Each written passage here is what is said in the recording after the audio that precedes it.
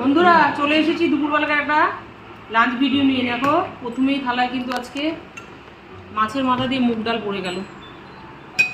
ওইদিকে মাও শুরু করে দিয়েছে। মা কি দিয়ে খাচ্ছ বলো? লোটে মাছ দিয়ে খাচ্ছি। লোটে মাছ দিয়ে খাচ্ছে। এদিকে মেনুতে কিন্তু আরো অনেক কিছু আছে।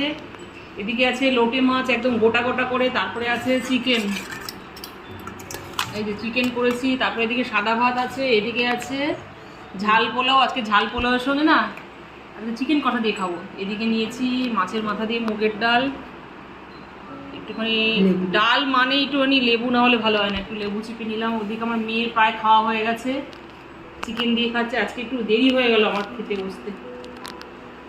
তোমাকে কি আর ভাত দেবো? দুটো আর কিছু দেবো? আচ্ছা লাগবে। চাটনি দিয়ে ভাত নিয়েছো তো, তো ওটা দিয়ে খাবে? আচ্ছা, এই দিয়ে খাচ্ছি। ডালের সাথে জানো তো বন্ধুরা, লেবু না হলে না ঠিক জমে না। এদিকে পোলাও আছে, আজকে পোলাওয়ের সঙ্গে চিকেন একটু খাবো, যার জন্য ভাত কম নিয়েছি। এদিকে লোটে মাছ আমার ভীষণ পছন্দের, এদিকে লোটে মাছও আছে। এই যে প্রত্যেক দিনের মতো লোটে মাছকে গোটা গোটা করেই করেছি, একটু লোটে মাছও নিয়ে নিলাম, একদম গোটা গোটা করা। অনেক বন্ধুরা আমাকে কমেন্ট করেছে, দিদিভাই একটু লোটে মাছের রেসিপি দিও তো, তুমি কি সুন্দর গোটা গোটা করে করো।